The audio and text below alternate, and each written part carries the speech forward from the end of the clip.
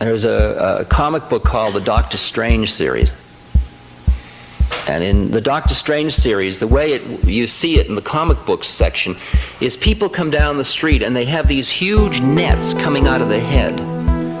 And these nets are full of statements like, this is who I am, this is who you are, this is how it is, this is who I am, this is who you are. So somebody goes down the street like this is who I am, this is who you are, this is how it is. Somebody else goes down this is who I am, this is who you are, this is how it is. Somebody else goes down the street like this is who I am, this is who you are, this is how it is.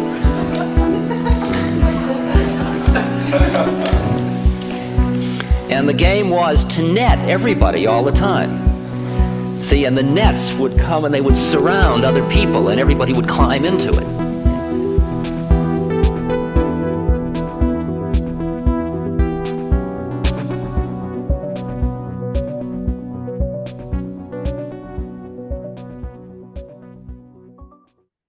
I would like to practice more kirtan in 2026. So this is going to be my opening practice. And whenever I need to whenever, wherever, however I need to use it for 2026, I'm going to see how helpful it is. And a goal I have right in this moment that I'm setting myself is to prepare myself and turn this small mantra into a full practice. So I have choices and options. May I be filled with loving kindness. May you be well. May we be peaceful and at ease. May all be happy. May you be filled with loving kindness. May we be well. May all be peaceful and at ease. May I be happy. May we be filled with loving kindness. May all be well. May I be peaceful and at ease.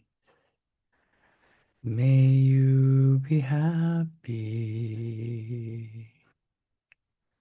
May all be filled with loving kindness.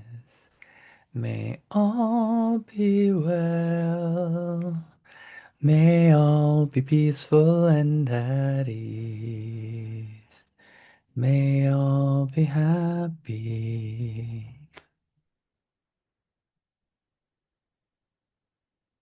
Welcome. I'm Angus. I also go by Angus by Design, and I'm so glad that we found this moment to be together. We're beginning a journey through Polishing the Mirror by Ram Dass and Rameshwar. My words. We are beginning a journey through Polishing the Mirror by Ram Dass and Rameshwar Das. We aren't here as teachers or students, helpers, or those needing help. We are here as peers on a path, practicing the only dance there is. We are fellow explorers. Our goal is simple: to quiet the mind and open the heart so we can be in deeper service, Seva, to one another and to the world. So, the grounding practice, take a moment to settle. And if it feels right, close your eyes or let them rest gently on a single spot. Feel the weight of your body where you are sitting. This is our inner refuge. Bring your hand to your chest, to the spiritual heart. As we breathe, imagine we are gently wiping the dust off a mirror. We aren't trying to change the mirror, we're just clearing the way so our true nature can shine through.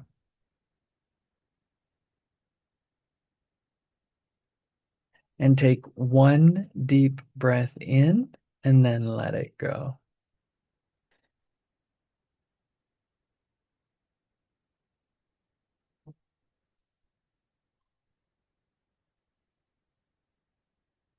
We're here. We are together.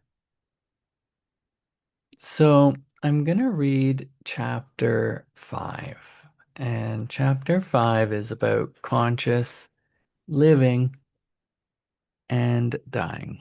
So, conscious living, conscious dying. And it's from the book Polishing the Mirror: How to Live from Your Spiritual Heart by Ram Dass.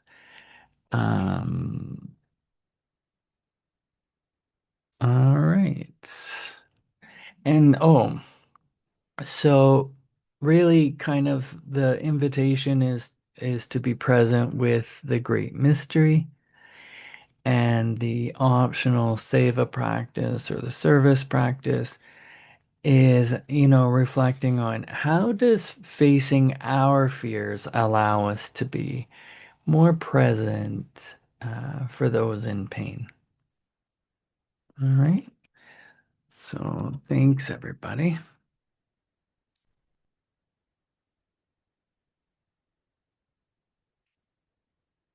So, chapter 5: Conscious Living, Conscious Dying. Aging gives us a chance to learn to use the shadows in our life as vehicles for our awakening. And the longest shadow of all is death. How you relate to death is the key spiritual work of aging. And how you see death is a function of how much you identify with that which dies. Egos die, souls don't die. Rainer Maria Rilke wrote, but this, that one can contain death, the whole of death, even before life has begun, can hold it in one's heart gently and not refuse to go on living, is inexpressible. I encourage you to make peace with death, to see it as a culminating event of this adventure called life. Death is not an error. It is not a failure. My astral teacher, Emmanuel, says it is like taking off a tight shoe. Confucius says, those that find the way in the morning can gladly die in the evening. So, for some of us, the subject of death is easy to talk about. And for some of us, it's a little threatening and frightening. I recognize all that. But part of the essential spiritual work for us at any age is to find a way to be with death. An old tombstone inscription reads, "Dear friend, please know as you pass by, as you are now, so once was I. As I am now, so you will be. Prepare yourself to follow me." Take that epitaph as a blessing from beyond, and let us prepare ourselves. I realize it's presumptuous of me to talk about death as if I know about it, but I have chutzpah, which is Sanskrit for a lot of nerve. In my meanderings through realms of consciousness over the past 50 years, something happened to me that changed my attitude toward death.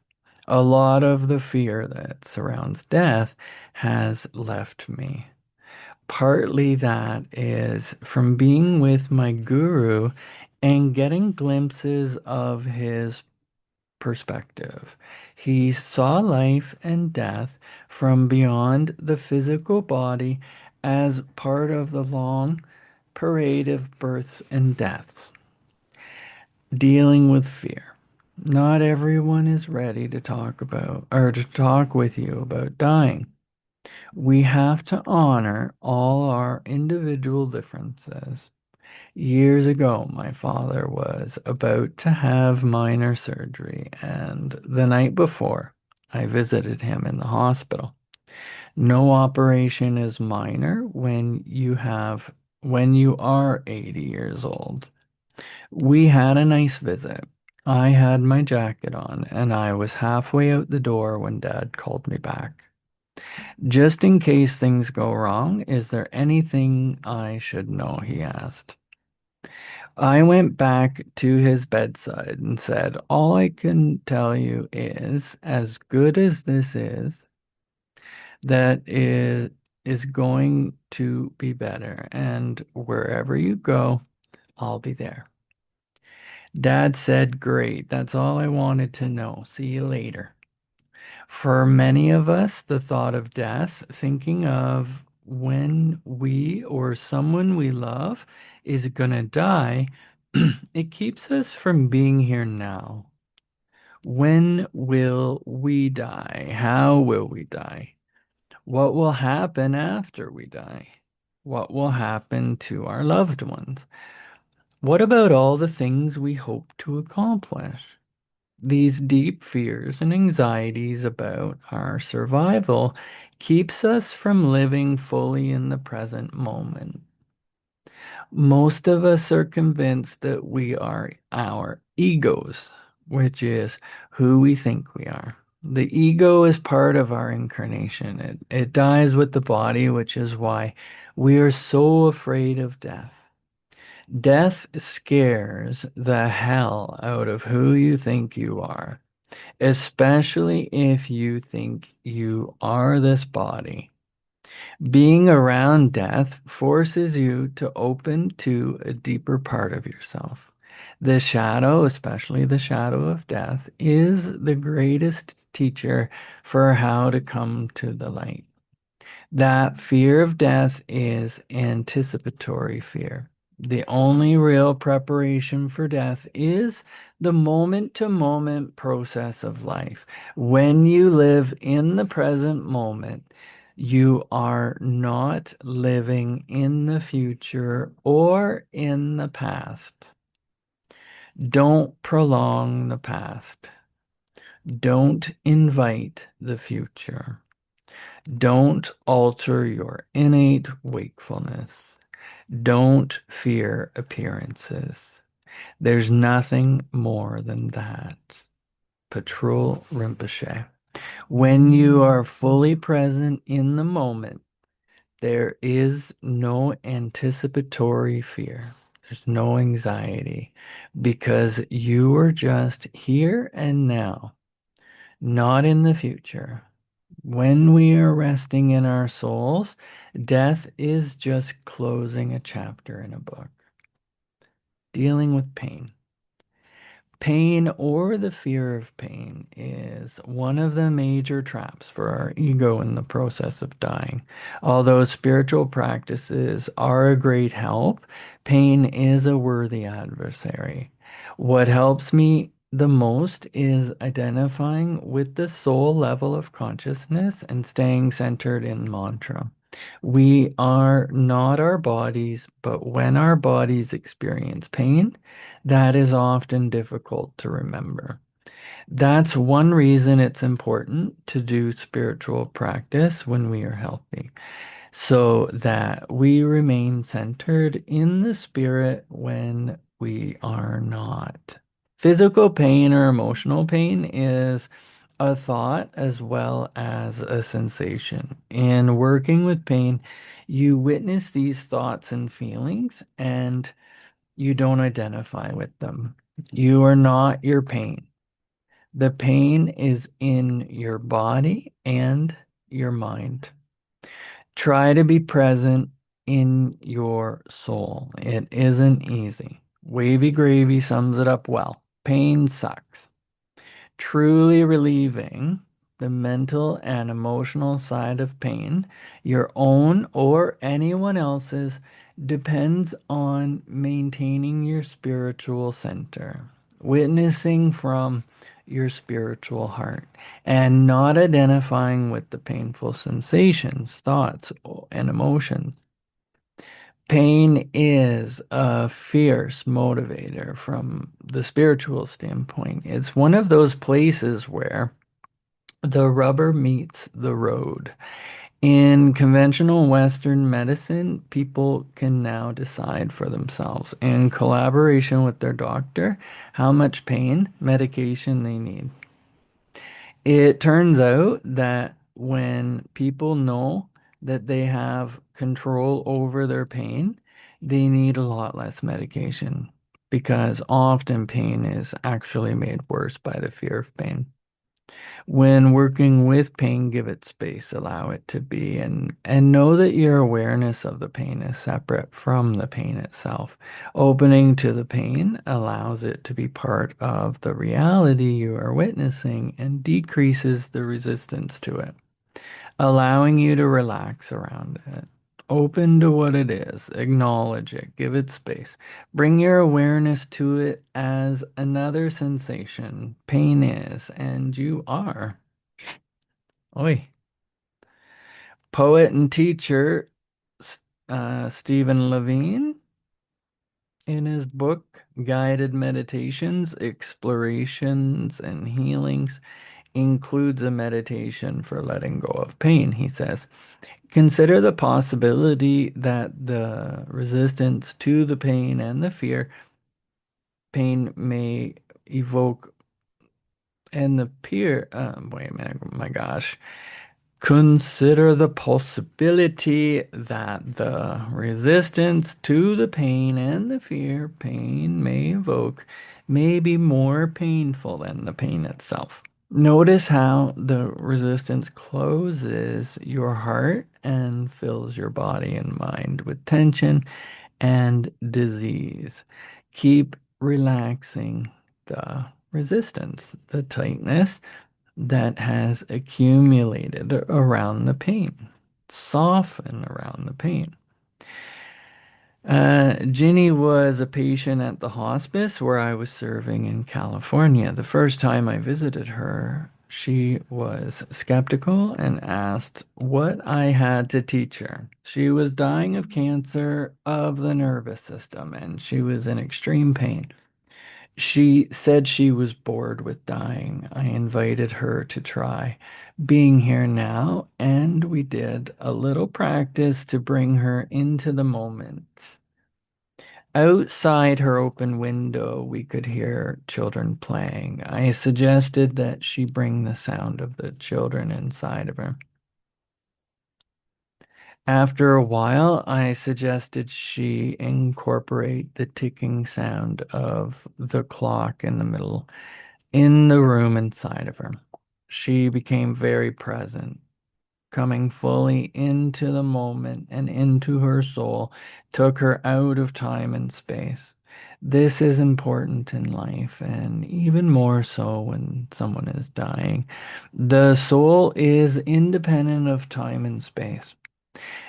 Ginny and I became dear friends. There came a time when she was so weak that all I could do was sit by her bedside.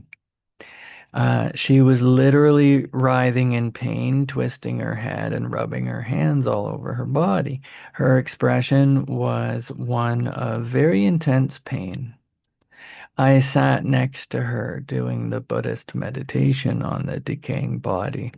This is a formal meditation on the stages of decay of the human body. I sat there wide open, not closing my eyes or going off to some other place, just staying with her, noticing the pain, noticing the whole thing. I was letting my emotions flow, but not holding on or clinging to them or getting into judgment. I was just watching the laws of the universe unfold, which is not easy to do around death, especially with someone we love, because of our emotional attachment. As I sat there watching the pain and suffering, I started to experience a great deep calm. The room became luminous. At that moment, though her body was writhing with pain, Ginny turned to me and whispered, "I feel so peaceful." In this meditative environment, she had been able to move beyond the pain and experience deep peace. We had created a vibrational space that we could be in together. Neither she nor I wanted to be in any other place in the universe at that moment. A feeling of bliss permeated the room. All I had done really was not to be freaked out that she was dying or in pain. What dies? Each of us has our own work to do, our own unique karmic predicament. But that's what's most important is what's most important is where you're doing it from. That is your point of view. Are you doing it from your ego, your role, your personality, or from a place in you that doesn't change your spiritual heart, your soul? Are you stuck in time or not?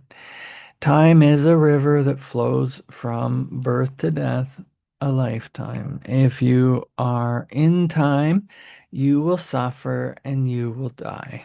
If you change your identification from that which dies to your soul, then you move into that realm of awareness that is beyond time, though it includes time.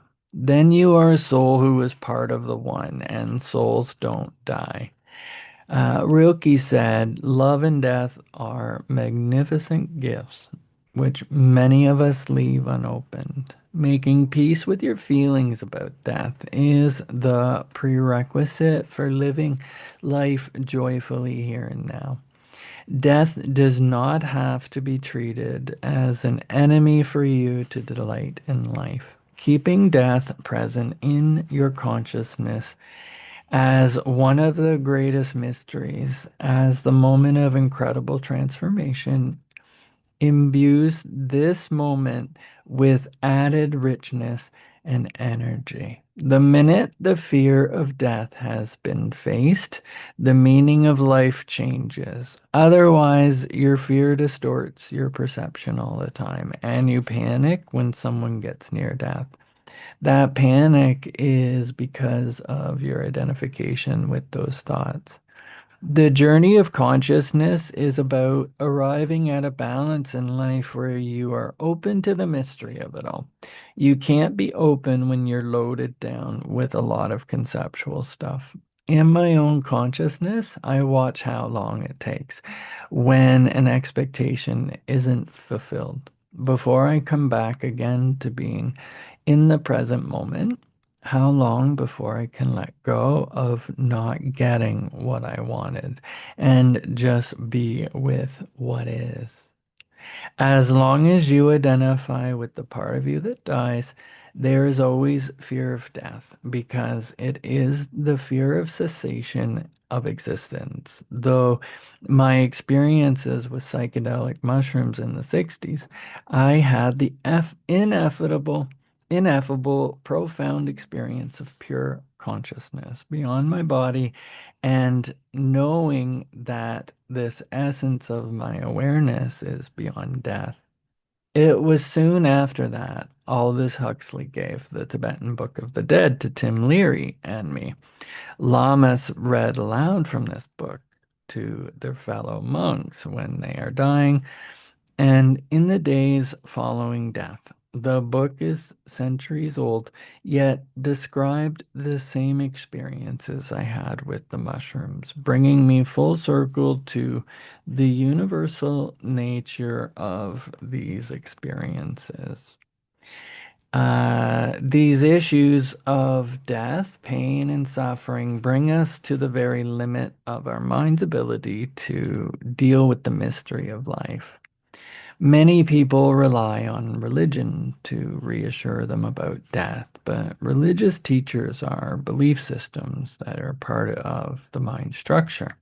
And fear is inherent in a belief system because when you die, your mind dies and your beliefs die with it.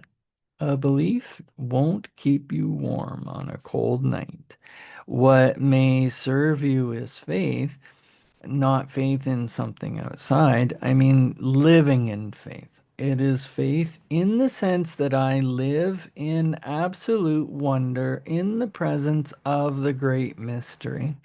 In our Western culture, although death has come out of the closet, it is still not openly experienced or discussed. Living in India, I found the differences in our outlook on death, and theirs to be enormous. In India, death is a familiar part of life. Allowing dying to be so intensely present enriches both the preciousness of each moment and our detachment from it. In India, it is not unusual to see a body being carried down on the street on the way to the burning ghat to be cremated. The body leaves with the head facing back to its physical home. Halfway to the burning ghat, the body is turned around, so the head is facing the opposite direction towards the burning ghat to symbolize the transition to the spiritual home. The whole way, people in the procession are chanting Ram Nam Satya Hai Satya Bal Satya Hai, which means Ram's God. Ram's or God's name is truth. And I may be pronouncing these wrong. Could be Ram or Ram Nam Satya Hai Satya Bal, Satya Hey. I'm new. One day, Maharaji was walking with the devotee of many years when he suddenly looked up and said, Ma just died. She was an old woman and a great devotee. Since she lived in the distant city, it was obvious he had seen her death from another plane. Then he laughed and laughed. His devotee was shocked and called Maharaji a butcher to laugh at the death of such a beautiful and pure woman. Maharaji turned and said, "What do you want me to do? Act like one of the puppets?" Maharaji often spoke about death to his devotees, and his perceptions had a major effect on my attitude about dying. Some of the things he said were, the body passes away. Everything is impermanent except for the love of God, and the body dies, but not the soul. He also said, this world is all attachment. Yet you get worried because you are attached. When the great South Indian saint Ramana Maharshi was dying of cancer,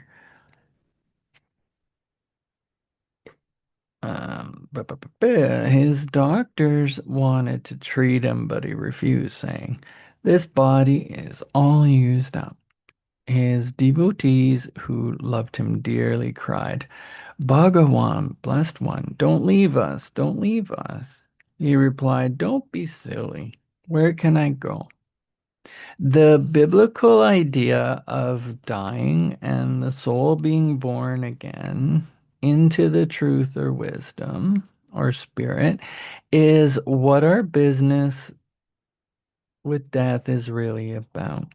As the Bhagavad Gita says, we are born into the world of nature. Our second birth is into the world of spirit. So as you extricate yourself from a rigid identification with body, personality, and mind, you begin to be spacious enough to allow death to be part of the process of life rather than the end of existence. So I feel this very deeply. People ask me if I believe there is continuity after death, and I say that I don't believe it. It just is. This offends my scientific friends to no end, but belief is something you hold with your intellect. And for me, this goes way beyond my intellect. The Bhagavad Gita also tells us, as the spirit of our mortal body wanders on in childhood and youth and old age, the spirit wanders onto a new body of this the sage has no doubts. As Krishna says, because we all have been for all time, and we all shall be for all time. We all forever and ever. In a Buddhist country, in an ancient time, an army was going through villages and killing many people. They were disemboweling the monks to get rid of Buddhism, which happened a lot in the times of Genghis Khan. Then there was one particularly harsh commander who had a reputation for being very cruel. He came into this town and he said to his adjutant, what's happening in the town? The adjutant, I might be saying the word wrong. All the people are bowing down to you. They are all afraid of you. All the monks in the monastery have fled to the mountains except for one monk. The commander was furious that a monk was still there. He walked into the monastery and pushed open the gates. And there in the middle of the courtyard was the monk just standing there. The captain walked up to him and said, don't you know who I am? I could take my sword and run it through your belly without blinking an eye. And you don't know who I am? And don't you know who I am? Said the monk. I could have I could have your sword through my belly without blinking an eye. The commander bowed and left. When you get into the spiritual literature, you start to see a lightness about death. A Zen master was dying. Zen masters are supposed to leave a death verse, and he hadn't written his yet. His students were very concerned that he would die before writing his verse. They kept saying, what about your verse? What about your verse? So he picked up his calligraphy brush and wrote, Earth is thus, death is thus, verse or no verse, what's the fuss? And then he died. In his foreword to a 1960 edition of the Tibetan Book of the Dead, Lama Anagarika Govinda wrote, It may be argued that nobody can talk about death with authority who has not died. And since nobody apparently has ever returned from death, how does anybody know what death is or what happens after it? The Tibetan will answer, there is not one person, indeed, not one living being that has not returned from death. In fact, we have all died many deaths before we came into this incarnation, and what we call birth is merely the reverse side of death, like one of the two sides of a coin, or like a door, which we call entrance from outside and exit from inside a room. It's much more astonishing that not everybody remembers his or her previous death. And because of this lack of remembering, most persons do not believe that there was a previous death. But likewise, they do not remember their birth. And yet, they do not doubt that they were recently born. Being with someone dying. I sit with people who are dying. I'm one of those unusual types that enjoys being with someone when they're dying because I know I am going to be in the presence of truth. I was with my mother and later my stepmother when they were dying. I am deeply grateful for those experiences. My mother was dying in early February 1966 in a hospital in Boston. I was sitting at her bedside, but by then I had been working on understanding my own consciousness for some years. She was sort of resting. I was in kind of a meditative mode, just being spacious and aware and noticing what was happening as the relatives and doctors and nurses came into the hospital room and said, Gertrude, how are you doing? I listened to the cheery tone of my nurse. I realized that my mother was surrounded by a conspiracy of denial. I watched people coming into the room, all the relatives and doctors and nurses saying she was looking better and she was doing well, and they would go out of the room and say she wouldn't live out the week. I thought how bizarre it was that a human being going through one of the most profound transitions in her life was completely surrounded by deception. Can you hear the pain of that? One woman came in and said, the doctor just told me there's a new medication that we think will help. Nobody could be straight with her because everybody was too frightened, all of them. Everybody, even the rabbi, mother and I talked about it. At one point, when nobody else was in the room, she turned to me and said, Rich, I'd just been sitting here, no judgment, no nothing, no sitting, just sitting. And we just met in that space. She said, Rich, I think I'm going to die. I said, yeah, I think so too. Imagine what that must have been for her to just have somebody affirm what she knew.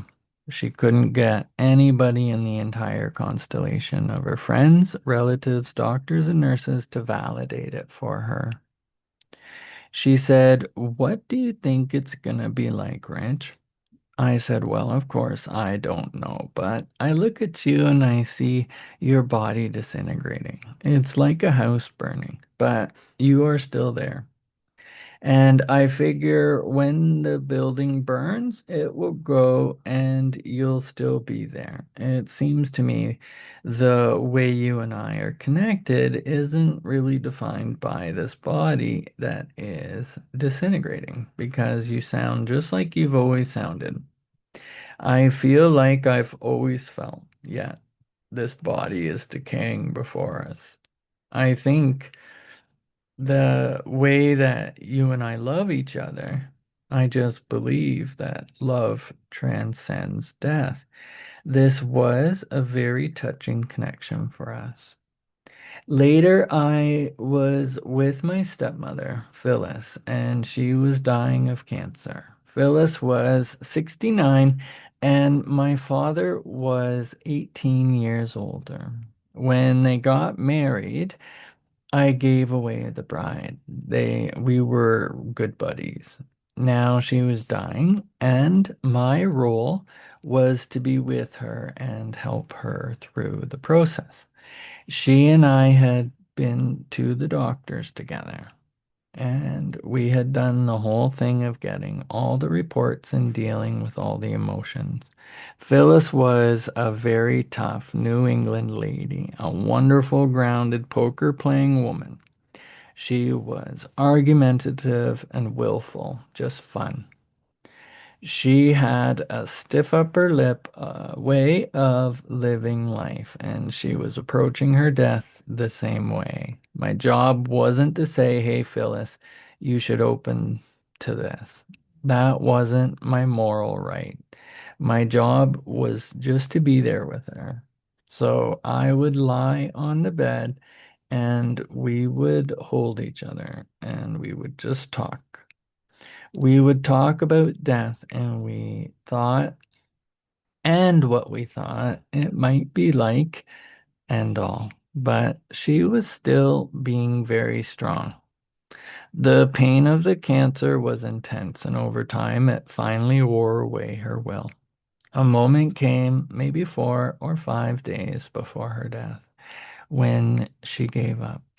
In our culture, giving up is seen as a failure. Everybody says to keep trying, keep trying. The result is we sometimes surround dying people with the kind of false hope that comes out of our own fear. With Phyllis, I was just open and she could ask whatever she wanted. I didn't say, now let me instruct you about dying because she wouldn't have accepted them. But then she gave up. At the moment she surrendered, it was like watching an egg hatch. A new being emerged that was so radiantly beautiful and present and light and joyful. It was a being that some deep intuitive level she knew herself to be, but never had time for her or for in her adult life. She opened up or she opened to this being, and together we just basked in its radiance. At that moment, she had gone into another plane of consciousness. We were together talking, but the pain and the dying process had just become phenomena. She was no longer busy dying, and she was just being, and dying was happening. Just to complete this story, to tell you how extraordinary this transformation was, right at the last moment, she said, Richard, please sit me up. So I sat her up. I put her legs over the bed, and her body was falling forward. So I put my hand on her chest and her body fell back. So I put my other hand on her back and her head was lolling. So I put my head against her head. We were just sitting there together. She took 3 breaths, slow, deep breaths, and she left. If you read the ancient Tibetan texts, you read that when conscious lamas leave their body, they sit up. They take 3 breaths and they leave. Who was Phyllis? How did she know that? What was that about? These are the mysteries that we live with. My dear friend Deborah was dying at Memorial Hospital in New York. She was a member of the New York Zen Center, and every evening her friends from the center came to her hospital room to meditate. Doctors entering this hospital room were surprised to find it lit by candles and filled it with the fragrance of incense and the deep peace of people in meditation. In this busy, big city hospital, this group of people meditating had redefined the metaphor for dying. You can create your universe anywhere you are. A hospital is merely a collective of beings who share a certain model about what it's all about. Each night, her doctors entered the room more gently. Curing a disease of the body is not always an option, but healing from the soul level is always possible. In working with those who are dying, I offer another human being a spacious environment with my mind in which they can die as they need to die. I have no right to define how another person should die. I'm just there to help them transition. However, they need to do it. My role is just to be a loving rock at the bedside. When Wavy Gravy, the clown prince of the hog farm commune, talks to children about dying, he tells them to shed their body, like taking off a suit of old clothes, and to go for the light that will take you to God, your friend. Working with the dying is like being a midwife for this great rite of passage of death. Just as a midwife helps a being take their first breath, you help a being take their last breath. To be there fully requires being deeply grounded in compassion and love. Compassion in this instance is just the both of you becoming who you are together, like the right hand taking care of the left hand. So, in guided meditations, explorations, and healings, Stephen Levine, Levine, I think it is. I struggle with that name for personal reasons. Anyway,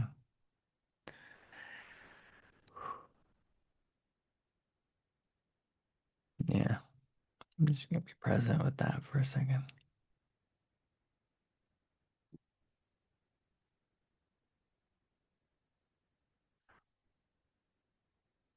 In guided meditations, explorations, and healings, Stephen Levine says death is an illusion we all seem to buy into, but death, like anything that catches the heart's attention, can bring out the best in us.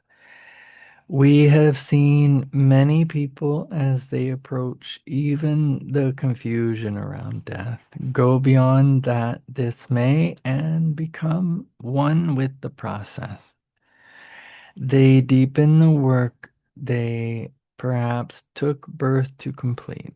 They are no longer someone separate, someone dying consciously. They are merely space within space, light within light. See in the dying person only that which is eternal. Then you will be able to communicate as souls. When you are with someone who is dying, be there with them. All you have to give is your own being. Be honest, meditate, and become aware that the pain or confusion is. And here we are in quiet equanimity. We all have limits of tolerance. Stay as clear and conscious as possible as someone nears death. Open to the unexpected. Open and stay centered. If you remain centered, your calm presence helps to free all those around you. Go inside yourself to that quiet place where you are wisdom.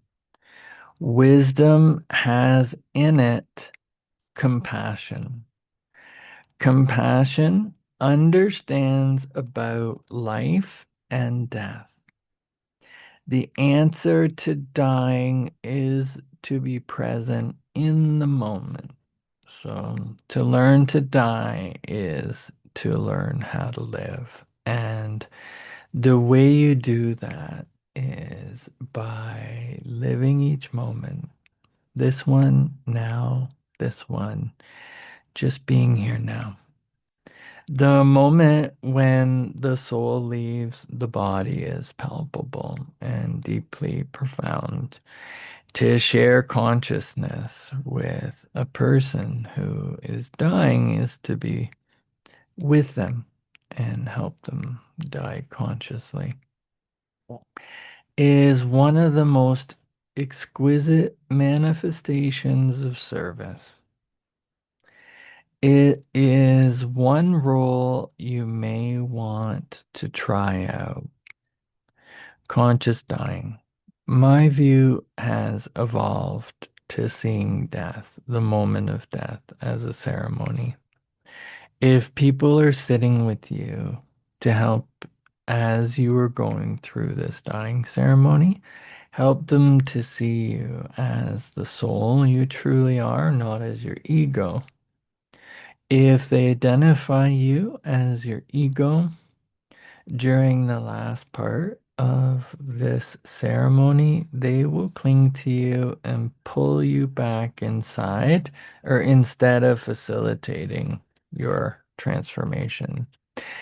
Sadhana, either a specific practice or your overall spiritual transformation, begins with you as an ego and evolves into your being a soul, who you really are.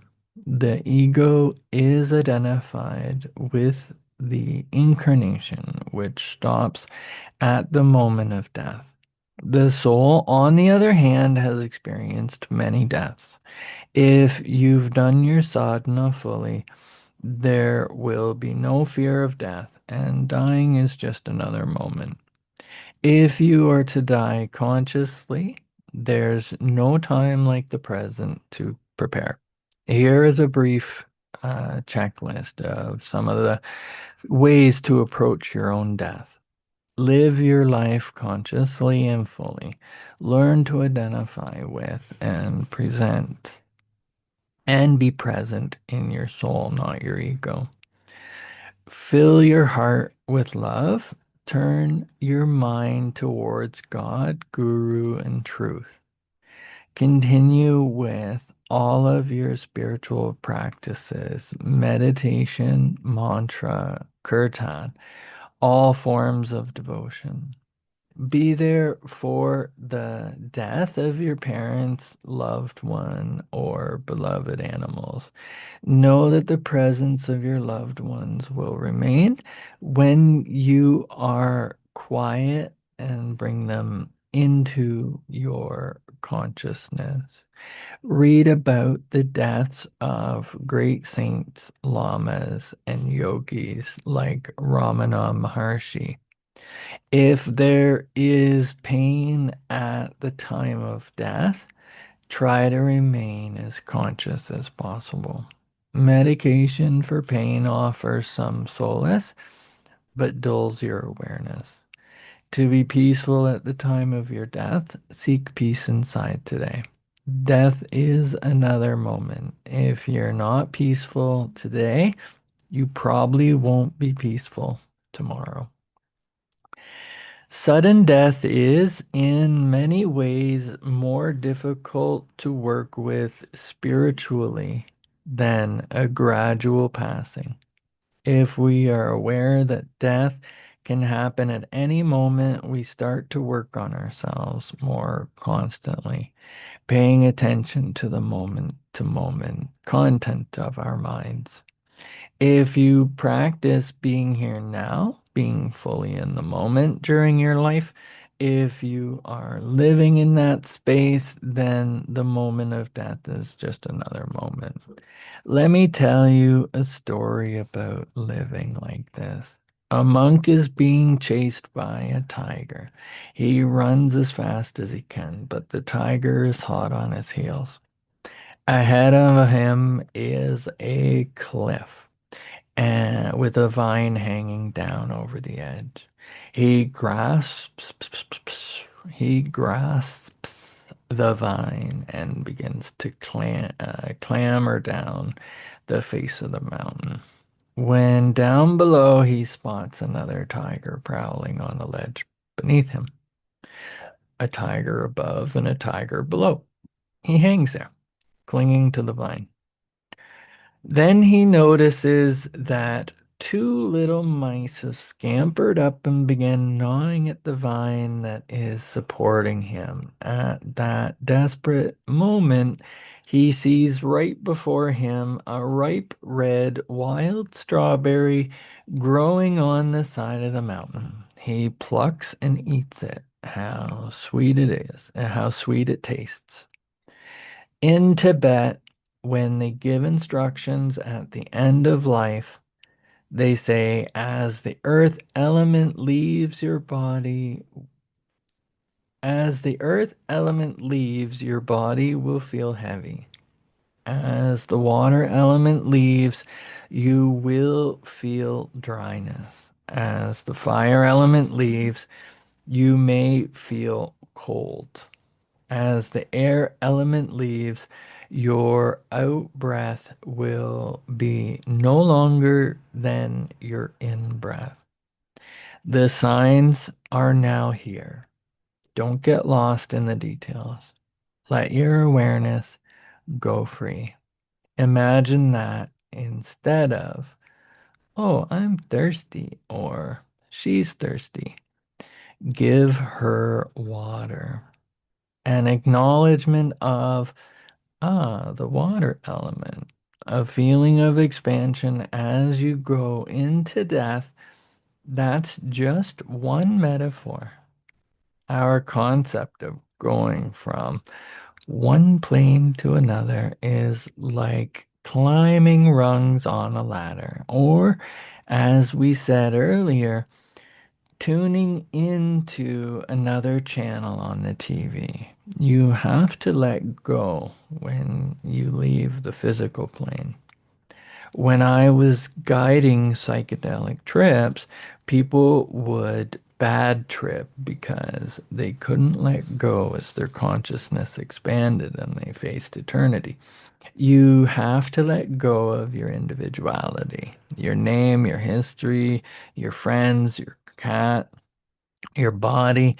That letting go is meeting the infinite. Empty your mind of all thoughts. Let your heart be at peace. Each separate being in the universe returns to the common source. Returning to the source is serenity if you don't realize the source. You stumble in confusion and sorrow when you realize where you came from. You naturally become tolerant, disinterested, amused, kind-hearted as a grandmother, dignified as a king, immersed in the wonder of the Tao. You can deal with whatever life brings you. And when death comes, you are ready. And that's Lao Tzu, translated by Stephen Mitchell. Whatever you need to do is to get ready to die. You should have done it a minute ago. Do it now and get ready. Every moment is the moment you die. Every breath is the first and last. A conscious being holds on nowhere, grieving. I often work with family members who have lost someone and are grieving. They are grieving for their connection to the place in themselves where they feel safe in the universe and at home, loved and at peace. When someone close dies, that feeling of safety and security is overturned. I encourage people to stay with what they are feeling, with their grief. Our Western culture says it's good that you're over it. Now you can start living life again. But our attachments to our loved ones are very deep, and grieving has to run its course. Just allow that pain of being human. The passage of time is healing. During this healing phase, surround and insulate yourself with love. You will grieve and go through all the emotional responses. Then there will come a moment when all of a sudden you awaken to the fact that the love you shared with that person is still here. Maybe you will be watching a sunset or just sitting quietly. At that moment, you will begin to let go of that person as a separate entity and allow them to merge into your soul in love. When you and another person enter into love together, you enter into a unitive moment that transcends death. Recognize that you feel enriched by everybody that you have loved instead of deprived by the loss of their form. You'll realize they continue to live in your heart. Everybody you have ever loved is part of the fabric of your being. And that is where grief gets transformed into a living, loving space, a spiritual transcendence of the pain. And love transcends death. So, still to be that wisdom is different than knowing about it. Death is only a moment of transition. If you know yourself to be your soul, you've gone through many, many deaths of your own, through many different incarnations. Those whom you are grieving for are also souls passing through deaths, births, deaths, and births. If you identify with your own soul, you will be able to communicate with other souls, even though they are on a different plane. I still communicate with my gurus, although he died in 1973. After he died, he was everywhere. 11-year-old Rachel and her girlfriend went to a neighborly Jewish community center to play tennis, and Rachel was raped and murdered. I received a call that night from a friend who told me the parents had read my books and listened to my tapes. Was there something I could say to them at this moment? I realized I couldn't do it tomorrow. It had to be done right now because the enormity of that pain was so great. So I wrote this letter to them that I would like to share with you. Dear Steve and Anita, Rachel finished her work on Earth and left the stage in a manner that leaves those of us left behind with a cry of agony in our hearts as the fragile thread of our faith is dealt with so violently. Is anyone strong enough to stay conscious through such teachings as you are receiving? Very few.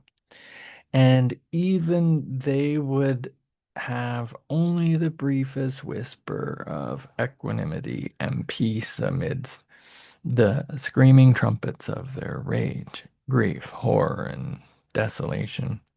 I can't assuage your pain with any words, nor should I, for your pain is part of Rachel's legacy to you.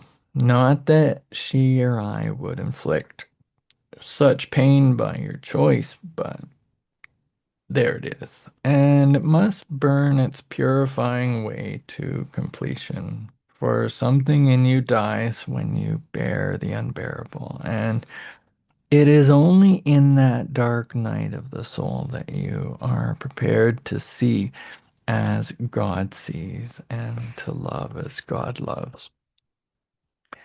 Now is the time to let your grief find expression, no false strength. Now is the time to sit quietly and speak to Rachel and thank her for being with you these few years and encourage her to go on with her work, knowing that you will grow in compassion and wisdom from this experience. So, in my heart, I know that you and she will meet again and again and recognize the many ways in which you have known each other. And when you meet, you will, in a flash, know what now is not given to you to know, and why this had to be the way it was. Our rational minds can never understand what has happened, but our hearts, if we can keep them open to God, will find their own intuitive way. Rachel came through you to do her work on earth, which included her manner of death. Now her soul is free, and the love that you can share with her is invaluable to the winds of changing time. Love, Ram Dass. Death is a reminder to live life fully. In Eastern traditions, the state of consciousness, the last moment of life, is considered so crucial that you spend your whole life preparing for it.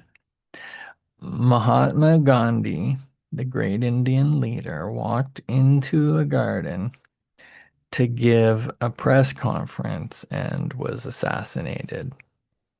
As he fell, all he said was Ram, the name of God. Meher Baba proclaimed, "The divine beloved is always with you, in you and around you. Know that you are not separate from him.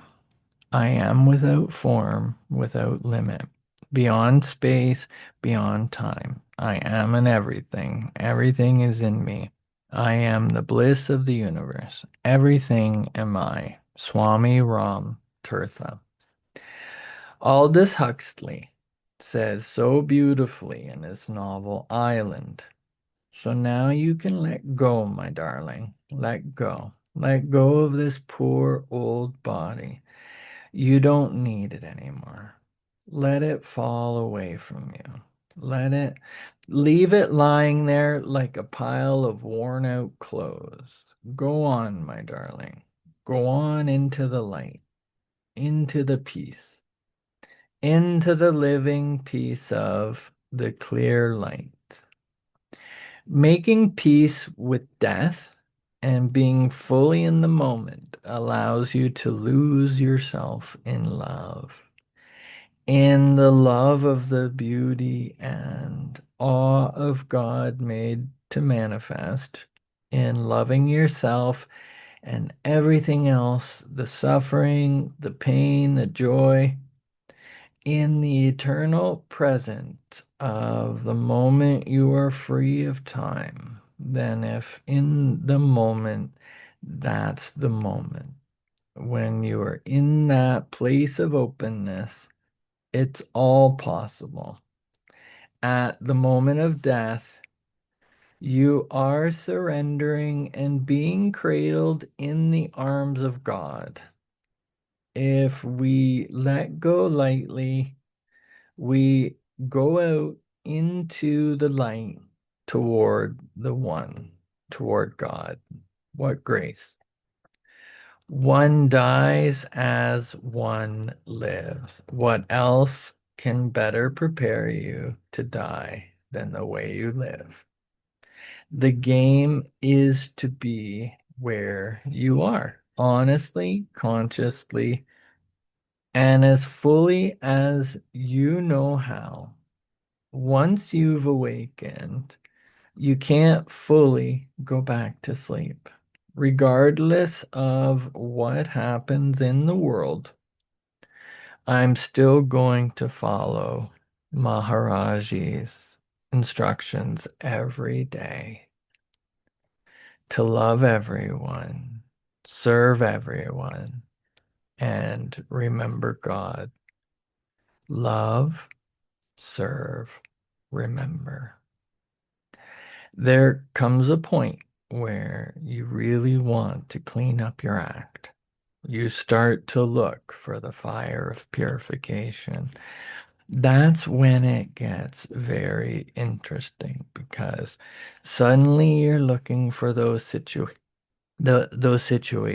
that push your buttons. You take a deeper look at the roles you play in your incarnation, your responsibilities to parents, children, country, religion, friends, yourself, and work on bringing them into harmony with your deeper being. Part of your relationship with yourself is taking responsibility for the care of your body and doing the things that promote good health. The body is the temple of the soul, the temple of your spirit. It is the vehicle for you to stay in this incarnation and come and become a fully conscious being. The vehicle for you to become one with God. Honor it, take care of it. I was not fully conscious in the way I dealt with my body, and I paid a big price with the stroke that I had. As you quiet your mind, you begin to see the different components of your being and which ones are out of harmony. For example, at times you can feel that your body is pulling on you. It's draining your energy, or the muscles need strengthening or relaxing. Remembering that your body is the temple of your spirit, work with it. Doing things that release or balance energy, hatha yoga, the yoga of energy, can be used as a path to the soul. Forming an asana is talking to God. Also, being mindful of what you put into your body. The human body is a manifestation of God. Honor it. Much of the spiritual work is slowing down enough to let our minds come into harmony with our hearts. In the Bhagavad Gita, Krishna tells Arjuna, "Give me your mind and your heart, and you will come to me." If it is as if he is saying, "Always think of me, always love me, and I will guide your heart to your actions." If, as I do, you follow the path of Guru Kripa, the grace of the Guru, the same applies. Let your love and devotion guide the heart. Let the thinking mind be balanced by the bhakti heart. Being here now is experiential. When you are in the moment, time slows down. In this moment, you have all the time in the world, but don't waste a moment.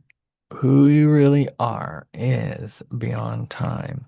When Christ says, "Look, I am making all things new," it's the time as when you're living in the here and now and you start fresh in every moment. When you are really in this moment, this is all there is. And the moment of death is just another moment. Ooh. So, aging and oh no, that was yesterday. My goodness gracious me. Chapter 5, conscious living and dying. Wow. I needed that today. I'm telling you. Being present with the great mystery and then the Seva practice. How does facing our fears allow us to be more present for those in pain? Well, if I can acknowledge the pain I'm feeling and that I feel every day, and I can hold up to that against the universe, it's the space that I make for the other things in life and the pursuit of peace, right? And so the more I'm able to face my own life and death um, without judging, without assuming I'll always feel exactly the same way, right? That's what helps me to make room for other things. And then the rest is setting my own pace, right? So, am I there to do the heavy lifting ever? No, never, ever, ever. I don't want to impact somebody else's life in a way that could negatively impact anything or anyone, right? So it's all in how can I cultivate love so that I fill my cup with purpose. And I don't want to be phony and I don't want to be closed off, but I do want to let people know the boundaries and the dynamics of the relationship, and certainly that I am not here to perform the other side of what they need. I'm simply here to be a witness and to help document their journey with full radical acceptance that I may or may not pick up any of it. But what I do know to be true is what peace looks like and what stress looks like. So, as we finish this chapter, I invite you to share what resonated with you today. How does this reading connect to your own practice or your work in the world? So please join the conversation in the comments below. For more deep dives into these teachings, I encourage you to explore the archives and the future and the courses at ramdas.org. There's many, many, many, many options to get connected and stay connected. And thank you for your presence. May we all love everyone, serve everyone, and remember